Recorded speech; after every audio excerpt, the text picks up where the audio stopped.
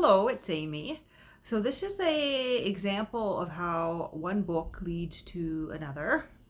In this case, Bookman's Letters by Robertson Nicoll. In particular, the essay in here titled Their Light on Terracina led to me purchasing Journal of Emily Shore.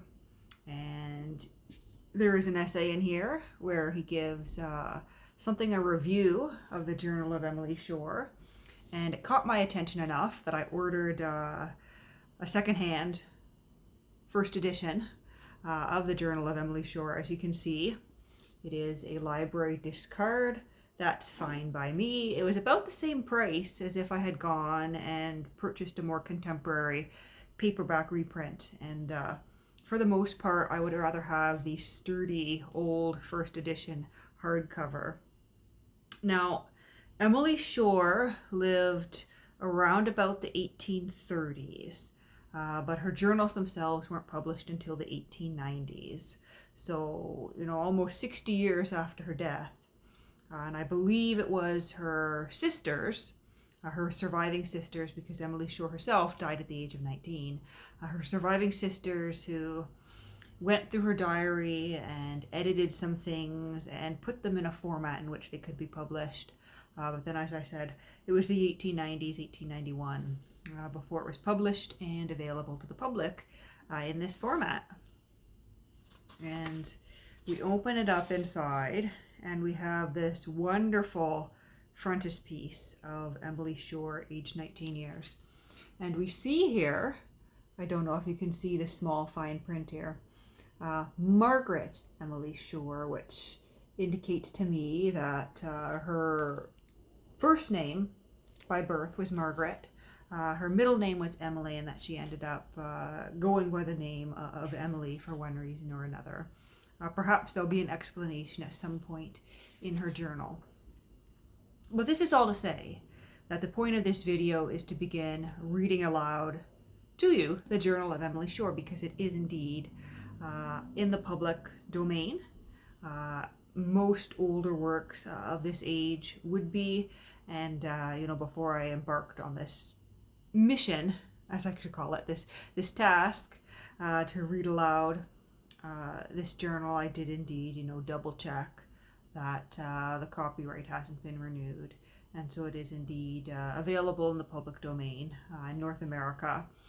And there are several scanned or electronic versions of this book online for free, if you so choose to seek that out and read along or read ahead, or if you come across this video, like what you hear, and decide you want to read it on your own terms rather than listening, it should be fairly readily available for you to find, either in a HTML or ebook format. I don't believe it's actually in Project Gutenberg, but it is available in a couple of other free online sources. And I think there might even be a Google Book version of it. But you are free to listen to this video and then peace out and get your own copy, either in electronic or paperback, or do as I did and go searching for a nice hardcover original here. But let's take a closer look. So this is published in London, so it is an English book. I believe Emily Shore herself was British, a resident of the UK. We'll find out if I'm wrong. I don't know anything about Emily Shore up until this point, so everything is new to me about her. And it was published in London. Keegan Paul Trench Trubner and Company Limited. That publisher is new to me. And this, I see here, the rights of reproduction and translation are reserved. I think that's, one of the earliest indications I've seen where they specifically mention the rights of translation. And we have an introduction here. It's a short introduction, just a few pages long. But for this video, I guess we'll start with the introduction and maybe read an entry or two of the actual journal itself. And that's an interesting interesting little printers thing going on here. I'm just noticing as I flip, but we have a very, very small B here on the very first page of chapter 1 of the journal, which I'm assuming was for the printers, the bookbinders, to help them determine which order the book was meant to go in. I'm assuming maybe I don't see it here, but the introduction, was there A, and then B is the main text block, and it's interesting because I can see, and I think it should be fine, but you can see here that the gutter of the book, it's definitely two separate pieces sewn together. It's not, these pages are not connected in any way. So let's start with the introduction. I've rambled on far long enough. In the introduction, let's see, do we have an author for the introduction here? No author mentioned. Let's see what our title page says. No one mentioned on the title page. So the author of this introduction is a mystery. If this catches your fancy and you do some research and you discover who wrote the introduction, do let me know. But for now, we'll say introduction by Anonymous. So let's begin. A life whose light was blown out half a century ago and whose whole span did not complete 20 years. A girl's life which budded, blossomed, and faded in the close shade of a quiet English country home. Here, it may be said, are scarcely materials of interest for the present generation. Nevertheless, it has been decided to present to the readers of our day a picture of that life as it is given in the journal of Margaret Emily Shore, kept regularly for 8 years of her teens and ending only with her death. This self-revelation, it is thought, will serve better than any formal biography to preserve a memory, not only cherished by surviving love, but deemed worthy of perpetuation by others who have known her only through these pages. I venture to quote the judgment pronounced by one of these, a highly qualified friendly critic, as the justification, or shall I say the defense, of this publication. She, whose portraiture is here found, will obtain favor with those finer spirits who love what is delicate textured, exquisite, and unique in human shape, as cognoscenti love a fine bronze, whereof the mold, after serving but once, has been destroyed. She belongs to the order of beings of whom nature makes no replica. And it may be suggested that the half-century which has elapsed since this record was closed adds something not only to the impression of definiteness and uniqueness left by its truthful disclosures, but to its general present value. A voice speaking to us in such distinct and living tones across so wide a gulf is a witness in some degree of that change in feeling and point of view which, on a large scale, makes up the history of thought. In one not unimportant particular, it affords some matter for comparison with the present day, some possible bearing on certain educational problems, which we are now busy in trying to solve. Emily Shore, I need not say, went to no high school, no college, no lectures, passed no examination, and competed with no rivals. Her teaching was that of nature and of love. Her education had two characteristics. It allowed her own individuality, with all its tastes and tendencies, freely to expand. And it was an education of pure and good home influences. Her sole instructors were her parents, especially her father, but much, very much, was done by herself. She made her whole existence a happy schoolroom. Besides the father's lessons, so eagerly assimilated and followed out, she had two worlds in which she was her own sole teacher, the world of nature and the world of imagination. Her passion for natural history will appear in the earlier journals.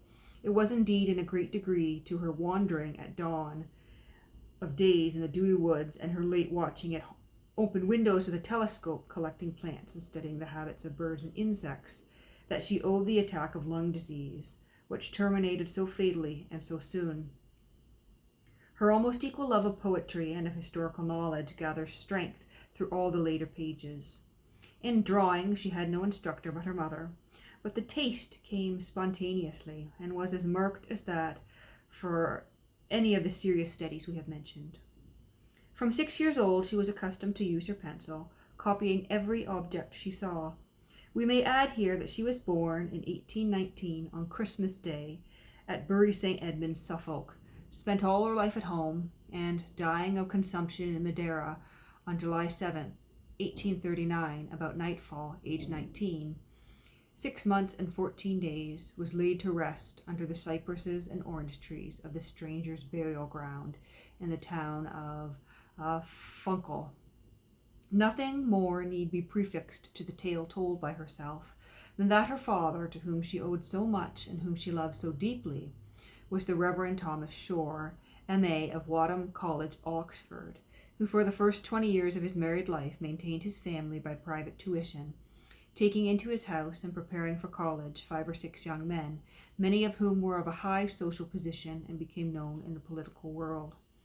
Some attained to distinction, and of all of them it may safely be said that they carried away a high esteem and regard for him.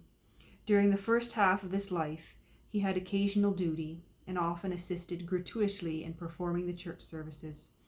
But he declined a preferment when offered to him, because doubts which arose in his mind during the constant study of theology made subscription to the 39 Articles impossible to him, and he continued to support his family by teaching, till age and infirmities compelled him to seek retirement and repose. What he was in domestic life, the pages of his daughter's journal will, in a great measure, unfold. The journal is in 12 octavo volumes, beginning July 5th, 1831, when the writer wanted 5 months of her 12th birthday, and ending June 24th, 1839, a fortnight before her death.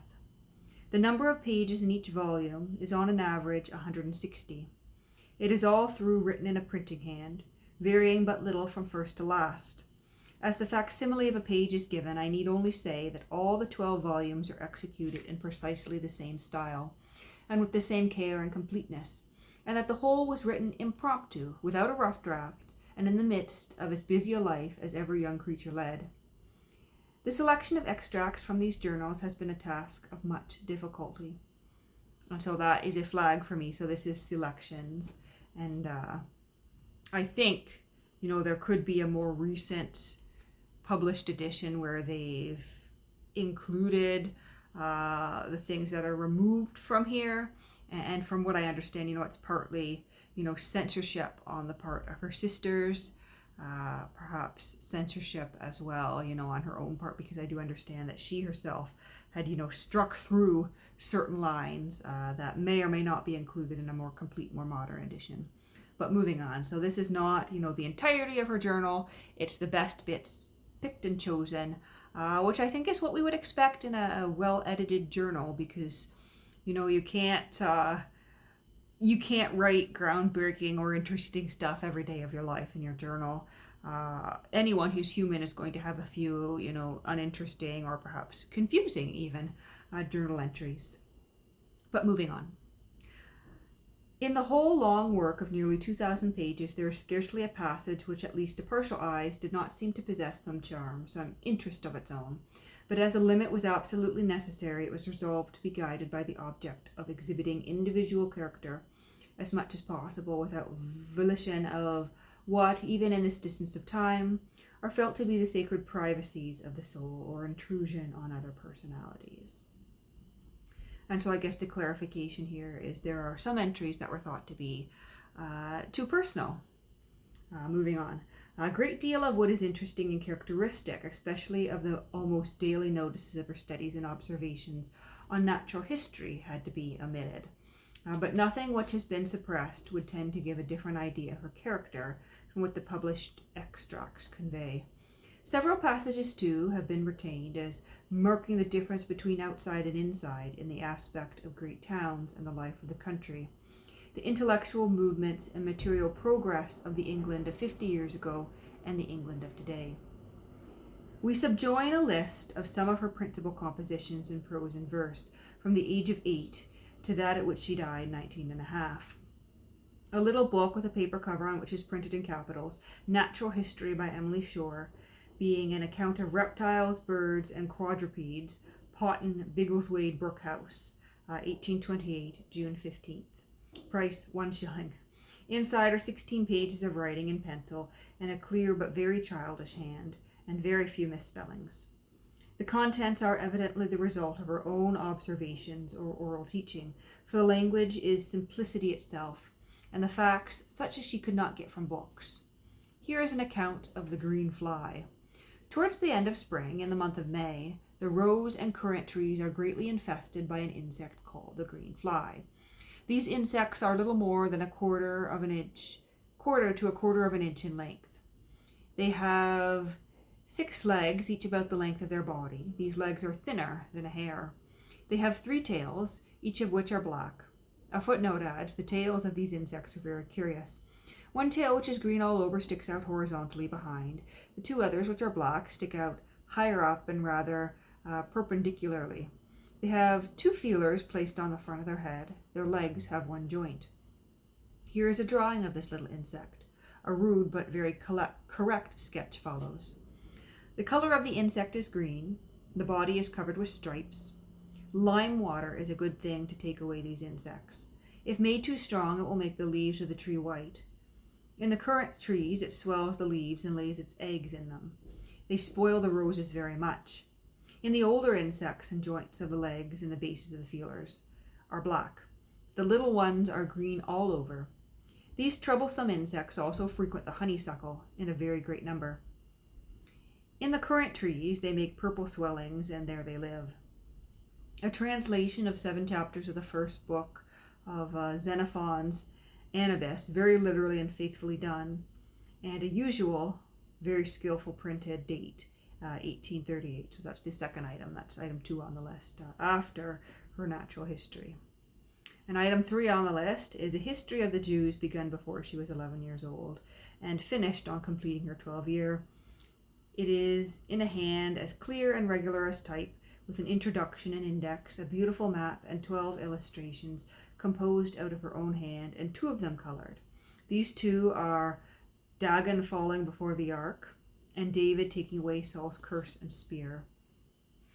The first shows the pillared temple of Ashdod, the richly carved copper and smoking tripod, the shattered idol, the rich-robed priest entering, men following with gestures of horror. The second, a scene of yellow moonlight, the bare waste tufted with grass and broken by palm trees, the tent in which Saul sleeps, with shield, spear, and cruse behind him, a man holding open the tent fold, and David cautiously approaching. Item 4. A History of Greece, finished August 9th, 1833, abridged from Frederick Malkin's. As she says in the preface, it is true that we may in some instances be accused of plagiarism, where we have nearly copied word for word the corresponding passage in Malkin. But children are to be our critics. The condescending author was 13 years old and 7 months. And if the language is plain and intelligible, no matter the source whence it came. The book ends with a poem from which I shall quote only one stanza.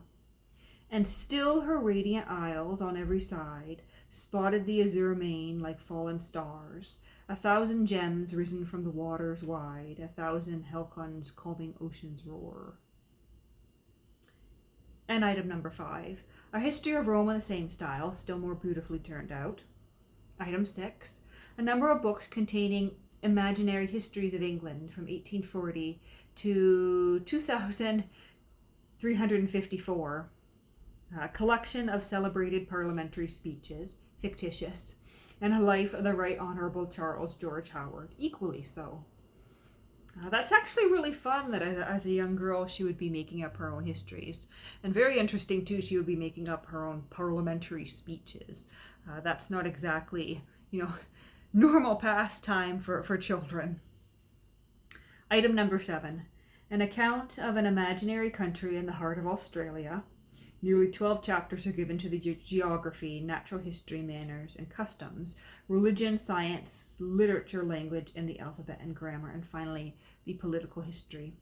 In this work, the most remarkable features are the mechanical execution and the pretty and spirited illustrations, bits of landscape, imaginary squirrels, birds, flowers, colored, with 3-celled capsule, shepherds, wild sheep, and a hut thatched with large leaves. Figures of men, women, and children, soldiers armed for battle with weapons very ingeniously constructed, musical instruments, coinage, and canoes. 14 years old. Item number 8. An unfinished conversation between herself and the shade of Herodotus, in which she supposes herself to inform him of all the changes that have taken place in the world since his time. 15 and a half years old. And item 9. Fragments of 2 epics, Widukind the Saxon, of which one book was completed in such style that centuries hence it would be looked at as a matchless specimen of the manuscript of our age, and Cosmorania, and in brackets about 15 years old. Item number 10. 3 novels completed of the romantic order, of course conventional in handling and formal in language, yet made by her own vividness of conception and vigor of execution. The Emigrant's Tale, written in 1835, the Devereux in 2 volumes, which sprang out of the first, the history of a precocious boy who escapes from his home, turns pirate, and redeems a career of crime by one act of splendid and pathetic self-sacrifice, 1836 and 1837. She had neither read nor heard of Trelawney's Adventures of a Younger Son when she wrote it. Both these works show book knowledge of other countries, an eye for localities, and skill in describing nature. The printed manuscript of Devereux is perhaps the most beautifully executed of all her works. It is, in fact, perfect. And, this is really interesting stuff. I can only imagine, how well she might be known if she had lived beyond the age of 19. For all we know, she could have been, up with the ranks of Jane Austen and whatnot, a predecessor to Austen. But it's hard to tell, the quality of these works. But just the fact that at such a young age, she had the discipline and the thought processes to create all these different works and take her imagination in different directions and to play with different genres. And it's just truly fascinating. Item number 11. 3 small square books of poems written between the ages of 10 and 19, collected, bound, titled, and prefaced by herself in 1838, the contents being either copied literally from or remaining in the original text, thus showing the changes in her printing hand in the course of 9 years, as well as the growth of intelligence, but all equally regular and exact in execution. A few extracts will be given from each volume. The third, left off not long before her death, contains but few pieces which, written as they are, from the very heart and ringing with melancholy passion, have a far deeper interest than the former ones. But whether they indicate a future and a finished poet, whose verses might not be left to die, readers must decide for themselves. 3 volumes, brief diaries, begun April 1st, 1835, and ended April 3rd, 1839, contained merely the common facts of daily family life. It was carried on simultaneously with the fuller journals, and with the same neatness and completeness, even to her latest day of living life, the day before that incident, the bursting of a blood vessel which sealed her doom. I must make some mention of her drawings, which were even more precocious than her writings. As a specimen, there is a drawing of the armory of Warwick Castle, as she spells it in her childish hand. And that's Warwick with a C on the end. With the weapons faithfully portrayed, done from memory, 5 weeks after seeing it at 6.5 years old. From that age, she was always using her pencil, copying every object she saw, her nursery and its furniture, the family group, the farmyard, the hay cart, cows milked and pigs fed, a hunt with horses and dogs, the watchman and his lantern, a man falling from his horse, a wild beast show with lion and tiger. All was noticed, carried away, and reproduced with a quaint and vivid exactitude. Her sketches were like little dramas full of human action. What she had not seen, she invented or took hints from the books she had read. Thus we have martyrs, a man hanging from a gallows, a prisoner in chains, Persian robbers. At about 12 years old, she took to drawing likenesses, though seldom if ever requiring her subjects to sit to her. She sat in a corner when the room was full of company and sketched them in characteristic attitudes.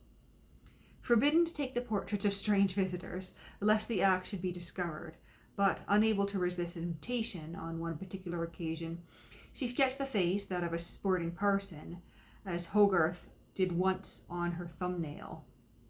She found subjects amongst her father's pupils, as well as amongst household dependents, and from the nobleman to the laundress, their likenesses remain to this day as caught by her faithful, but not very flattering pencil.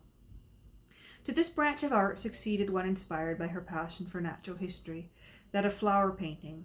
She conceived the idea of representing in a kind of natural garland or bower the wild flowers proper to every month of the year, with the chief songster of that month placed within it. Sketching then became a passion. A year in Devonshire filled her sketchbook with landscapes, mixed with figures of all that hit her fancy. She sketched even from coach windows, for railways were then unknown, and beautiful little bits of church architecture filled the corners of her pages. She also drew plans and copied machines with great accuracy. And that's interesting. That's rather an abrupt way to end the introduction. No more thoughts, just she also drew plans and copied machines with great accuracy. And we are at 26 minutes here. So maybe I won't dive into the entries just yet. But in the next video, I will certainly start reading some of the entries here in Chapter 1. And Chapter 1 begins when she is just 11 years old. And it stretches from July 5th to December 30th of the year 1831. And she is in Woodbury. And so we'll leave it there. I hope you've enjoyed this.